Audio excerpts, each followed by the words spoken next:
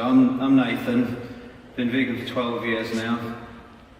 Decided to be vegan because of the cruelty was the main reason. I used to train beforehand and used to eat meat like a lot of us did probably. Never realised that all this cruelty was going on, and once I didn't want to take part in it, so that was it, I had to stop. And then I thought, well, how am I going to train? How am I going to keep fit and healthy, not eating all these things that I thought were meant to be good for us? Obviously, most of us probably know now that we don't need any of it. We don't benefit from hardly anything that we get from it. It actually causes us more problems. So I started to do some research really online, found a few people who are into bodybuilding on a vegan lifestyle. Realised that it's actually quite straightforward. Probably a lot to you. I don't know how many people train. Who, if you could raise your hands if you do some sort of fitness. Yeah. And then keep your hand raised if you're vegan already.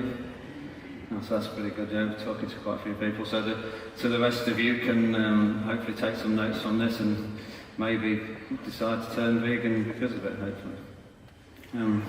Right, so I found out that we don't need meat, we don't need dairy, we don't need eggs to get the protein requirements, all the other nutrients we need. So I want to talk to you a bit about what we can have instead. As you probably know, protein is in almost everything we have, so the actual amount of protein we need is always exaggerated. I believe it's exaggerated to try and sell protein powders, try and make us have a lot of animal products. And obviously weight training is a big money spinner really. You know, most bodybuilders consume a massive amount of protein, a massive amount of animals unfortunately. Right, so looking at the nutritional side of it, I'd say that you want to be eating things in a natural state, so you want to be having things that aren't too processed is probably the best way I can sort of describe it. The best way for our bodies to digest it as well without too many nasties being in there. I have things like, probably as a start, I would have something like porridge oats. High in obviously a good complex carbohydrate, so it keeps you full for longer. It's a nice slow release of energy. It's got good amount of protein in, surprisingly as well, which most people don't realise. Good fats as well. So it's a great way to start the first meal of the day, and you can add things to it to boost the content as well. You could have maybe a handful of nuts beforehand to get a bit of extra protein, get some good fats in there. You can have. You can add extra fruit to it, things like that, to flavour it, so you're not using too many processed things. So that's a good way to start the day. You've got a good base then. For another meal, you could have. I like things like brown rice, quinoa, things like that. So have that as a base to bulk the amount of calories up that you need. Still decent amounts of protein in there. I always try to have like a handful of nuts or seeds and things with each meal, you know, as maybe like a starter or, you know, afterwards. Just to keep a decent amount of protein in there. You don't need to have a massive amount. Over the years I've trialled with having very little protein and then lots of it as well. And as long as you keep it around a normal amount, you know, the massive amount is just a waste pretty much. So once you've got your food, your diet sorted out, you need to be able to know how to train really, and this is for everybody really.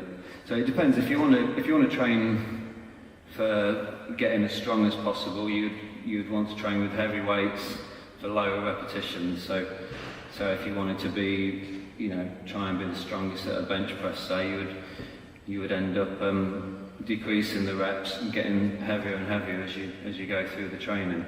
It's not something I'm too bothered about. I'm more into keeping fit, keeping healthy, and keeping my muscle size really. So I try and stick around the 10 to 12 repetitions of a weight, so I'm just struggling towards the last 2 or 3.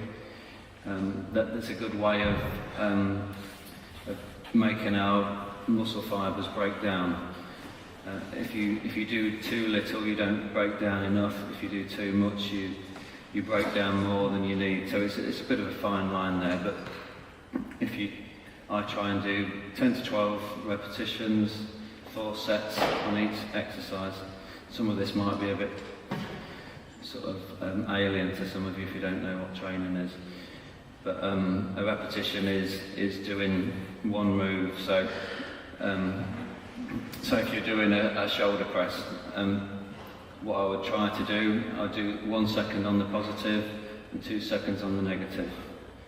It's the negative that breaks the muscle fibres down. The positive is not really doing a great deal, so it's the control on the negative.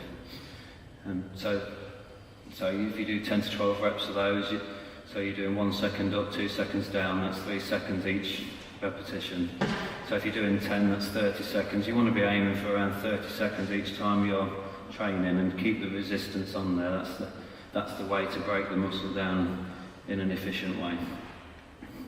So that's the sort of way I train. If you wanted to train more for toning up, so maybe if you're a female, or if you're something like a runner where you don't particularly want to put a lot of muscle mass on, you would increase the reps and decrease the weight. So maybe you do 15 to 20 repetitions on each exercise and lower the weight down slightly.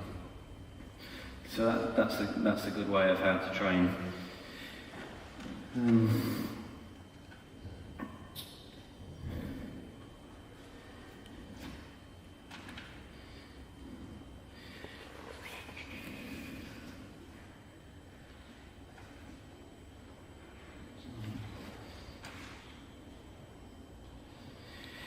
Yeah, a little bit about the protein we have. Obviously, people talk about they need the protein from animals, and a good way if someone does, if you are turning vegan or thinking about it, and you're interested in trying to make somebody else turn vegan, and I always think a good analogy is that the fact that we're feeding a plant to an animal for a very long amount of time to just get the protein that they've got from the plants over time. And it's a big waste of food, it's a big waste of water, and all the waste that we get from the animal as well. So, yeah, just, if somebody asks, just say to them, you instead of eating that plant, you're feeding it to an animal for a very long time, just to get the protein from it, where you could just eat the plant straight away. And most animals are fed things like soya and all the other grains, which we can consume and get everything we need from. So, very, very wasteful process. We have a lot of athletes now that have not necessarily been vegan all their time, but they've got to their peak of their performance, and then they've chose to turn vegan, and it's brought them up to the next level as well. So we've got quite a few tennis players. Some of the top tennis players are vegan. There's Venus and Serena Williams, slightly on and off vegan, but they are mostly vegan, and they've won their championships being vegan. Novak Djokovic is as well. A good friend of mine who was at Bristol Vegetarfestival, a big festival, Brighton Vegetarfestival, big festival in England a few months ago. A guy called Patrick Baboumian is Germany's strongest man, and one of the strongest men on the planet, holds many world records. And I was chatting to him when he helped work on the bodybuilding store with us. And yeah, he's an amazing guy, all on a plant-based diet. So the fact that people think you need to have protein from an animal to get big and strong is an absolute myth. There's proof to that. And also, when you look at some of the strongest and some of the biggest animals on the planet, they all eat plants. Rhinos, elephants, the biggest dinosaurs were all plant eaters. So there's very few arguments. Well, I don't think there's any arguments that against veganism, and especially this side of it that I can think would stand up anywhere. We've got people obviously have issues with the other nutrients, you know, things like B12, you know, and all the other minerals, vitamins. I think if you follow a good whole foods, plant-based diet, you get everything you need. The B12 is obviously something that you get from animals, but they only get it because they eat. It's mainly found in the soil where they get their stuff from, and we can store B12 for a very long time in our body, so a small amount which we get from fortified milks and things like that. So B12 is never going to be an issue for anybody, to be honest. Protein deficiency, no one's ever died of a protein deficiency either, so most of it's a load of rubbish just to make us try and buy things, unfortunately. We have something else we've got.